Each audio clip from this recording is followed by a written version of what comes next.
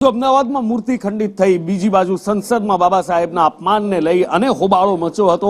મુખ્યપ્રધાને કોંગ્રેસ પર આકરા પ્રહાર કર્યા છે। મુખ્યપ્રધાનનું કહેવું છે કે કોંગ્રેસે લોકોને ગેરમાર્ગે દોરવાનું બંધ કરવું જોઈએ, ત્યારે પણ કોંગ્રેસે બાબા સાહેબને સન્માન નથી આપ્યું અને તેની સાથે જ ભૂપેન્દ્ર પટેલે આકરા પ્રહાર કર્યા છે કોંગ્રેસ પાર્ટી પર। કોંગ્રેસ પાર્ટીએ હર હંમેશ ડોક્ટર બાબા સાહેબ આંબેડકરનું અપમાન કર્યું છે, તેમની મજાક ઉડાડી છે અને નીચા દેખાડવાનું કામ કર્યું છે। તે બદલ તેમણે આખા દેશની બિનશરતી માફી માંગવી જોઈએ। કોંગ્રેસ પાર્ટી દેશભરમાં ભારતીય જનતા પાર્ટી વિરુદ્ધ પ્રેસ કોન્ફરન્સનું નાટક કરી રહી છે, જે કોંગ્રેસે દેશના મહાન સપૂત ડોક્ટર ભીમરાવ આંબેડકરને હંમેશા અપમાનિત કર્યા છે।